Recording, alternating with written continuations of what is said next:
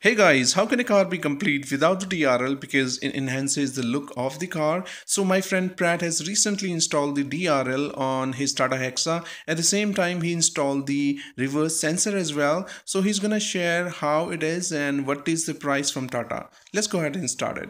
If you look at this Hexa, the base model that I have XE, I have the top model DRL fog lamp here. So they do recommend you DRL that you get on Tiago, which costs you around like I guess 14,000 they said. However, I wanted to have the DRL that comes from the factory. So this one is going to cost you somewhere around 11,000, which is cheaper as well and takes the space very well because the whole housing and the assembly space that they have given is huge, right? It's as big as my face, I would say. And this comes integrated with the fog lamp. So you are just not buying the DRL. This is the ice cube effect DRL they call it. But you also get the fog lamps, which are essential as well, right? The best part about it is they don't need to open the bumper to install it. It was installed from the outside. I got it from Tata. And because you are opting for a DRL that they do not recommend, because it almost makes it top model, so they do not give you the warranty on the DRL, the 1-year warranty that you get. But I think it's going to last longer than that, no doubt in it. But if you take the Tiago's DRL, they will give you some additional warranty on it. But I'll take the chance. I trust the quality. No issues with it. The other thing that they had is the controls for the DRL are not there inside the switch, right? So you definitely have to make some more arrangements. When Tata is doing the wiring, they do take the responsibility of it. They charge additional 500 rupees for the wiring and switch that they bought from the trusted resources. So we'll just take a look at how the wiring works. So normally what they did, I had the option just to turn on the DRL or to turn on the DRL along with the fog lamp. But if I go with the separate controls, then I have to have two switches. But I'm going with the fact that I need DRL and fog lamp together, because the DRL aren't that bright. It gives a very genuine look as well. But again, it's good to have DRL and fog working together. That's what I opted for. So if I just open the hood, you will see the wiring and everything. And Pretty easy to lift it up. yeah, so this is the wire that they are running. They are making it very simple. So what they have done, it goes to the inside the dashboard, and so they have made the simple connection for the fog inside here and one here as well. So the positive terminal goes to the positive terminal right here, the negative terminal goes to the ground, and for the control switch the wire runs right inside. The best part about this installation is it does not interfere with the ignition, does not interfere with the electronic control unit of the car, so it is independent. And that's why it's very safe. You really don't have to worry about things that the complications you get from the aftermarket install, because in those cases warranty can be void. Here Tata is taking responsibility about the warranty. That's not an issue. Alright, let's take a look inside. You get the projector lamp, so you can turn on the light. This is the parking on. This one will turn on the low beam projector lamps, and if you pull it out, it's gonna turn on the reverse fog lamp, right? However, for DRL, there's no switch because you're not supposed to have DRLs. It's base model.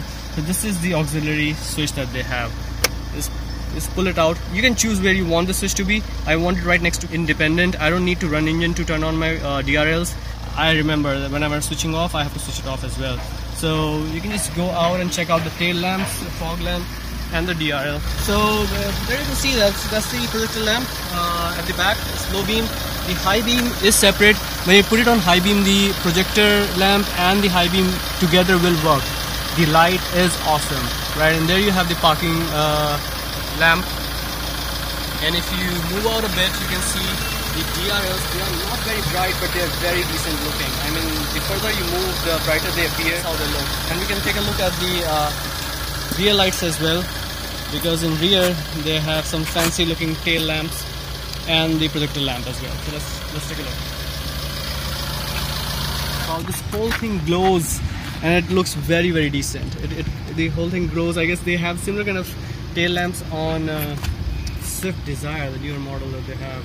And there you have the fog lamp. This is again very bright. The reverse fog lamp. That one is reverse light. This one is reverse fog lamp, and this is bright. And that's what you need when it's foggy out here. So let's say I have turned off all the lights. The ignition is on. the moment the ignition is on, you can choose to switch on or off the DRL. So even if I'm sitting waiting for someone, apart from just the parking lamps, which are pretty common, I can choose to have the DRLs turned on. So engine is not running, the ignition is just turned on, and then you have the DRL and fog both working. The fog lamps are 35 watts, so they do draw some power off the battery, but the battery isn't that small as well, so you don't have problems like running out of battery. So you can definitely have them running for some time. You can choose to have just DRL or fog as well. In that case, you need to have two switches in place of one. So I'm fine with both of them running together. They give me enough light. Cool. Okay, so when I'm bragging about this car comes loaded with features, the one thing that I don't understand is this huge SUV does not come with the reverse parking sensor or camera. So that was my priority. I went to Tata and got this installed.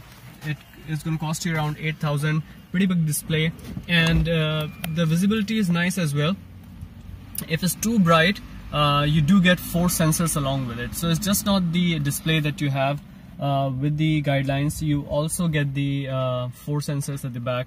The whole installation took around like 2 hours, and you can look at the finishing. We'll just check out the outside. The finishing is awesome, and yeah, it blends with the whole color theme and car. So yeah, definitely choosing Tata. You don't have to worry about warranty, and I don't think it's that expensive as well. The 7,500 or 8,000 is a pretty good bargain, I would say. So we'll check out at the.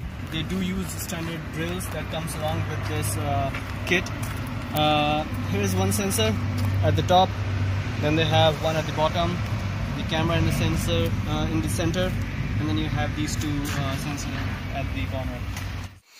Alright, so I want to say thank you to Prat for explaining how DRL looks and works and what is the price of that. At the same time, the price of reverse sensor from Tata. Hope this video will help the people who want to install the DRL or the reverse sensor in their Tata Hexa. And if you like the video, please click on the like button and subscribe to my channel for more videos.